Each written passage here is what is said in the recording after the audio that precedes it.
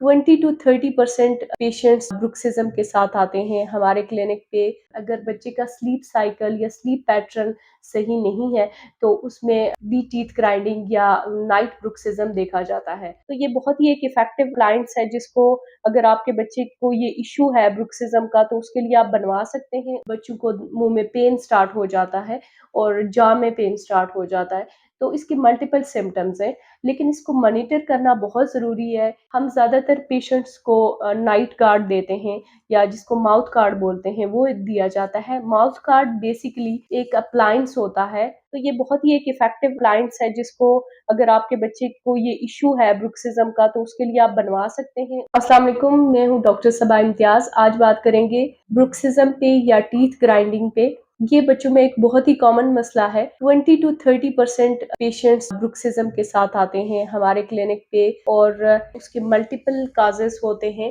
Environmental factors भी हो सकते हैं, साइकोलॉजिकल इफेक्ट भी हो सकते हैं। इसके अलावा फैमिली हिस्ट्री भी हो सकती है टीथ ग्राइंडिंग की। इस टीथ ग्राइंडिंग को मेडिकल टर्मिनोलॉजी में ब्रुक्सिज्म कहते हैं।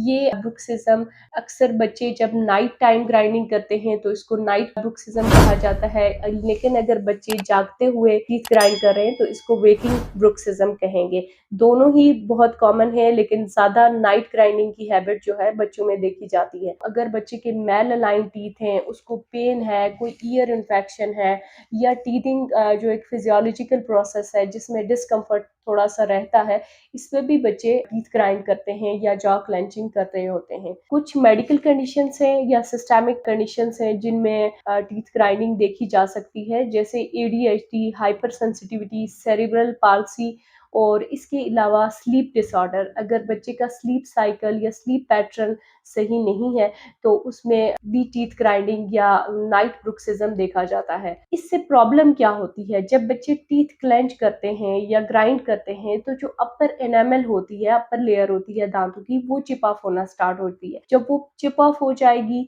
तो उससे ये होगा कि सेंसिटिविटी डेवलप हो जाएगी क्योंकि डेंटिन एक्सपोज हो जाती है। सेकेंडली एनामल की इरोजन स्टार्ट हो जाती है, फिर दांत चिप ऑफ होने लगते हैं, बच्चों को मुंह में पेन स्टार्ट हो जाता है और जाw में पेन स्टार्ट हो जाता है। तो इसके मल्टीपल सिम्टम्स हैं, लेकिन इसको मॉनिटर करना बहुत ज़रूरी है। इसको डायग्नोज कैसे कर सकते हैं आप? अगर बच्चा आपका सोते हुए इस तरह की आवाज़ या नॉइज़ आ रहा है जो कि ग्राइंडिंग कर रहा है आपस में, तो वो आप एक डायग्नोजिंग फैक्टर हो सकता है। सेकेंडली अगर बच्चा सुबह उठ के मॉर्निंग टाइम में सोरनेस की कंप्लेन करता है जाw में, या खाते हुए वो ये कंप्लेन करता है कि मुझे फेशियल मसल्स में पेन हो रहा है, तो ये भी एक इंडिकेशन है कि उसको ब्रुक्सिज्म की हैबिट है। इसके अलावा आप अपने डेंटिस्ट को विजिट कर सकते हैं, वो इसको क्लियरली रूल आउट कर सकते हैं कि बच्चे को ये प्रॉब्लम है या नहीं है, और अगर है तो इसके उसकी डेंटिशन पे, चाहे वो मिल्की टीथ हैं या परमानेंट है, उन पर क्या इफेक्ट हो रहे हैं। वो बच्चे की इरोजन तो नहीं स्टार्ट हुई, बच्चे को कोई और ज्यादा डिस्कम्फर्ट तो नहीं हो रहा, तो इसको रूल आउट करना बहुत ज्यादा जरूरी है क्योंकि इसके लॉन्ग टर्म जो साइड इफेक्ट्स हैं वो ज्यादा हैं। इसकी ट्रीटमेंट अप्रोच बहुत ही सिंपल है। हम ज्यादातर पेशेंट्स को नाइट गार्ड देते हैं या जिसको माउथ गार्ड बोलते हैं वो दिया जाता है। माउथ गार्ड बेसिकली एक अप्लायंस होता है जिसको दांतों की जो सरफेस पर है इस तरह फिट किया जाता है। ये पहले पेशेंट का नाप लिया जाता है, मेजरमेंट ली जाती है और एग्जैक्टली उसके दांतों के साइज के मुताबिक ये उसके ऊपर फिट आता है। इससे ये होता है कि जब दोनों दांतों को हम बाइट करते हैं तो वो बाइटिंग में जो है आपस में जो टूथ सरफेस है उसमें ये एक मीडियम आ रहा होता है जो कि दांतों की ग्राइंडिंग नहीं होने देता।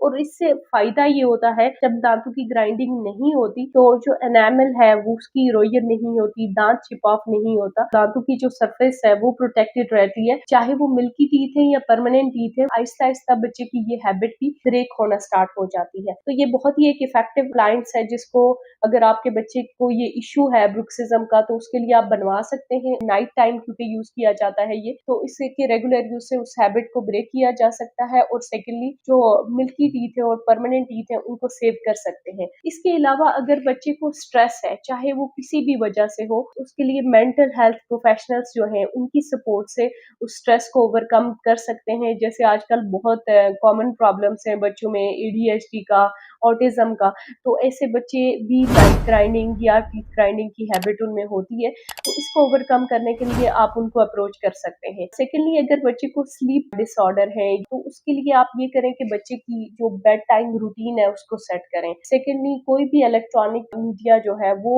बच्चे को यूज मत करने दें सोने से 2 घंटे पहले। थर्डली, तो ये बहुत ही एक इफेक्टिव अप्लायंस है जिसको अगर आपके बच्चे को ये इश्यू है ब्रुक्सिज्म का तो उसके लिए आप बनवा सकते हैं कि जब बच्चा सो रहा हो तो एक कोशिश करें वो डार्क हो, ज्यादा रूम थोड़ा सा क्वाइट एनवायरनमेंट हो ताकि वो स्ट्रेस फ्री होके सो सके। नाइट ग्राइंडिंग के पेशेंट्स में आप डिफरेंट फेशियल मसाज टेक्निक्स या एक्सरसाइजेस के बारे में भी डेंटिस्ट से डिस्कस कर सकते हैं, जिससे वो आपको बता देंगे कि ये एक्सरसाइज करने से फेशियल मसल सोरनेस है वो रिलीव हो जाएगी।